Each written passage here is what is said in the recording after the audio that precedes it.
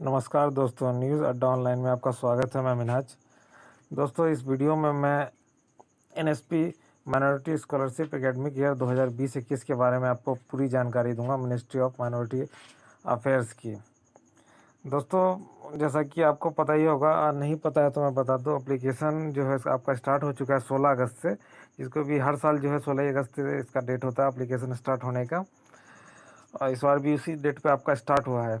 और इसका last date जो है, आपको बहुत सारे लोगों को कन्फ्यूजन है कि इसका लास्ट डेट कब है, तो मैं बता देता हूँ आपको। इसका लास्ट डेट जो है 31/10/2020 है, यानी 31 अक्टूबर 2020 इसका लास्ट डेट रखा गया है। डिफेक्टिव वेरिफिकेशन लास्ट डेट 15/11/2020 तक आपके एप्लीकेशन को वेरीफाई किया जाएगा एनएसपी द्वारा। और इंस्टीट्यूट लेवल पर वेरिफिकेशन जो आपका होना है 15/11/2020, यानी दोनों लेवल पे आपका 15/11/2020 तक आपका वेरिफिकेशन कर लिया जाएगा। अब दोस्तों, देखते हैं इस टोटल के लिए प्री मैट्रिक, पोस्ट मैट्रिक और मेरिट कम मेंस स्कॉलरशिप, इस तीनों की एजुकेशनल क्वालिफिकेशन क्या होना चाहिए, क्या है इसका एलिजिबिलिटी क्राइटेरिया। अब देखिए, जैसे प्री मैट्रिक स्कॉलरशिप के लिए जो है, scholarship will be awarded to the student who have scored not less than 50% marks in the previous final examination and annual income for their parents guardian from all sources does not exist रेस 1 lakh 1 lakhs। यानी कहा जाए तो scholarship उन्हीं लोगों को awarded किया जाएगा जिसका अभी लास्ट जो एग्ज़ाम जो उनका गया है उसमें कम से कम 50% मार्क्स होना चाहिए, और उनके गार्जियन का सालाना इनकम जो है 1 लाख होना चाहिए। Scholarship will be available to the student of minority community, यानी स्टूडेंट जो भी है वो आपको माइनॉरिटी कम्युनिटी से बिलोंग होने चाहिए। अब पोस्ट मैट्रिक के बारे में हम जान लेते हैं। Scholarship will be awarded to the student who have scored not less than 50% marks. Same बात दोस्तों यहाँ भी है, जिसका प्रीवियस एग्जाम में 50% मार्क्स होना चाहिए। और यहाँ पे गार्जियन का सालाना इनकम थोड़ा बढ़ा दिया गया है, यहाँ पे 2 लाख आपको कर दिया गया है सालाना income. Scholarship will be awarded to the student studying in class 11th 12th, including technical and vertical course of this level, including polytechnics, ITIs and other courses। और यहाँ पे देख लेते हैं merit cum means scholarship will be awarded to the student who have secured not less than 50% mark of equivalent grade in the previous final examination. यहाँ भी वही बात है दोस्तों, यहाँ भी फैमिली का इनकम बढ़ा के थोड़ा 50,000 और बढ़ा दिया गया। यहाँ 2.5 लाख तक के जो जिनके गार्जियन का सालाना इनकम है वो एलिजिबल है। और यहाँ पे जो स्कॉलरशिप दी जानी है, student who get admission to the college to technical professional course on the basis of a competitive examination will be eligible for this scholarship. समझे, यहाँ पे वही लोग एलिजिबल है जो स्टूडेंट जो कॉलेज और या टेक्निकल या प्रोफेशनल कोर्स में एडमिशन लेते हैं किसी कम्पिटिटिव एग्ज़ाम के थ्रू, वही इसके लिए मेरिट कम मेंस के लिए जो है एलिजिबल होंगे। अब देखिए दोस्तों इसमें क्या क्या डॉक्यूमेंट्स चाहिए, ये भी बहुत बड़ा सवाल है। बहुत सारे स्टूडेंट को कन्फ्यूज़न है कि इसमें क्या क्या डॉक्यूमेंट्स आपका चाहिए। तो जो मैं बता देता हूँ आपको, for scholarship claim up to रेस RS 50,000 no uploading of documents in required for pre matric and post matric scholarship. यानी अगर आपका स्कॉलरशिप 50,000 से कम है तो आपको कोई भी डॉक्यूमेंट्स अपलोड करने की ज़रूरत नहीं है प्री मैट्रिक और पोस्ट मैट्रिक के लिए। यानी इस फॉर्म को जो आपको भरिएगा उसका जो प्रिंट निकलेगा, ऐसा नहीं है कि कहीं नहीं जो आपको जमा करना है, आपको अपने इंस्टीट्यूट में जमा करना होगा जहाँ प्रेजेंट में आप पढ़ रहे हैं, जो आपका करंट एकेडमिक ईयर है, जिस कॉलेज में भी है आप। जो भी आपका प्रिंट निकलता है उसके साथ जो डॉक्यूमेंट्स जो है ना, जो भी है आपका, उसको अटैच करके आपके इंस्टीट्यूट में उसको जमा करना पड़ेगा, क्योंकि ये आपको वहाँ वेरिफिकेशन कराना होगा, वहाँ अपने कॉलेज इंस्टीट्यूट जो भी है उससे। और अगर आपका इससे ज़्यादा है, 50,000 से ज़्यादा का स्कॉलरशिप है, तो आपको जो डॉक्यूमेंट्स जमा करना होगा वो आपके स्क्रीन पे दिखाई दे रहा होगा आपको दोस्तों। पहला जो है स्टूडेंट का फ़ोटो, दूसरा verification from the verification form जो है जो आपको प्रोवाइड कराएगा, जो आपका इंस्टीट्यूट है, जो करंट सेशन का इंस्टीट्यूट है, वो आपको वेरिफिकेशन फॉर्म प्रोवाइड कराएगा। फिर आपको income certificate issue by the component authority in Indian state UT या यूनियन टेरिटरी गवर्नमेंट, जो भी है सेंट्रल स्टेट का, कहीं से भी आपका इनकम सर्टिफिकेट वहाँ पर आपको देना होगा। A self certified community certificate from the applicant who has attend 18 year of age, and for the other community certificate certified by the parents and guardian required।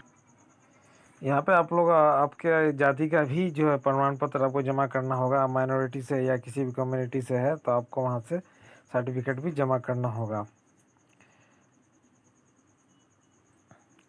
उसके बाद देख लेते हैं दोस्तों, आपका जो है applicant for scholarship under MCM based merit cum mean certificate के लिए स्कीम है to upload self attested marksheet. आपका जो मार्कशीट है उसको सेल्फ अटेस्टेड साइन करके जो है ना उसको अपलोड करना होगा।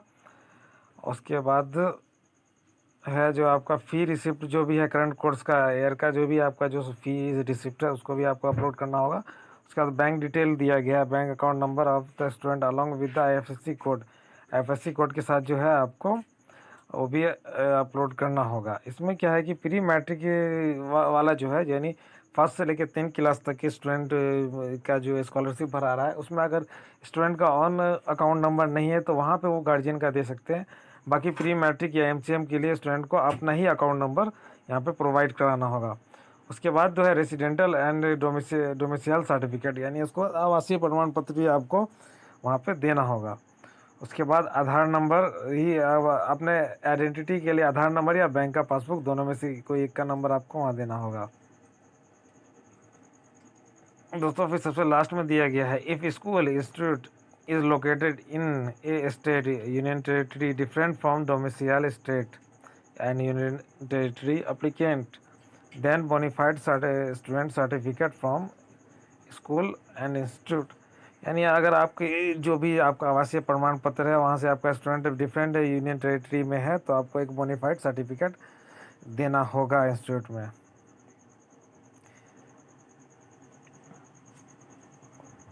दोस्तों यहाँ तक मैंने जो है ये pre matric post matric certificate और ये स्कॉलरशिप और एमसीएम के बारे में पूरा जानकारी आपको दे ही दिया है। इसमें कब जमा करना है, क्या जमा करना है, पूरा डॉक्यूमेंट्स के बारे में आपको जानकारी दे दिया है।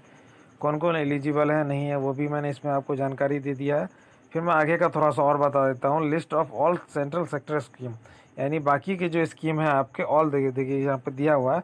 All central sector scholarship scheme is open till 31/10/2020, यानी जब ये आपका ऑनलाइन ख़त्म होता है इस चीज़ का तो उसके बाद से सभी सेंट्रल सेक्टर स्कीम के स्कॉलरशिप जो भी संस्था सब प्रोवाइड कराती है उसके बाद उन लोग का लिंक खुल जाएगा। तो उसमें सबसे ऊपर है देख सकते हैं मिनिस्ट्री ऑफ माइनॉरिटी अफेयर्स। उसके बाद है department of empowerment of person with disabilities, ministry of social justice empowerment का भी है इसमें दिया हुआ। मिनिस्ट्री ऑफ ट्राइबल अफेयर्स का भी है, department of school education and literacy का भी है, department of higher education WARB, ministry of home affairs का भी है। अच्छा, जो भी ये सब संस्था है जो आपको स्कॉलरशिप प्रदान करती है। इसके बाद prime minister scholarship scheme for RPF RPSF, यानी प्राइम मिनिस्टर स्कॉलरशिप स्कीम है यहाँ पे, ये रेलवे वालों के लिए है, रेलवे पुलिस और रेलवे पुलिस स्पेशल फोर्स वाले के लिए है। इसके बाद सबसे लास्ट में आपका नॉर्दर्न ईस्टर्न काउंसिल NEC और DONR, ये भी संस्था है जो स्कॉलरशिप प्रोवाइड। दोस्तों आपको NSP के पोर्टल से अगर एप्लीकेशन डालने में दिक्कत होती है तो आप फास्ट जॉब के भी साइट से आके इसको एप्लीकेशन को भर सकते हैं। यहाँ से आपको कुछ ज़्यादा आसानी होगी पढ़ने में। यहाँ पर पूरा डिटेल दिया गया है आपको ऑनलाइन एप्लीकेशन के बारे में। पहले लॉगिन कीजिए फिर ऑनलाइन एप्लीकेशन भरिए और यहाँ पर अप्लाई फॉर रेनोवल, यानी पिछले 19-20 सेशन के जो स्टूडेंट जो 20-21 में रेनोवल करना चाहते हैं वो भी यहाँ से कर सकते हैं। और यहाँ पर नोटिफिकेशन भी पूरा दिया गया है आपका प्री मैट्रिक पोस्ट मैट्रिक और MCM का पूरा आपको यहाँ पे डिटेल यहाँ पे बढ़िया से दिया गया है। तो यहाँ आपको ज़्यादा आसानी होगी फॉर्म भरने में। और फिर यहाँ एक के लिंक है आपको ऑफिशियल वेबसाइट का। अब जैसे MCM का हम लिंक खोल के आप दिखाते हैं। अगर MCM के बारे में आपको ज़्यादा जानकारी चाहिए तो मैंने तो पहले से डाउनलोड कर रखा था इसलिए खुल गया, मैं आपको खोल के दिखा देता हूँ।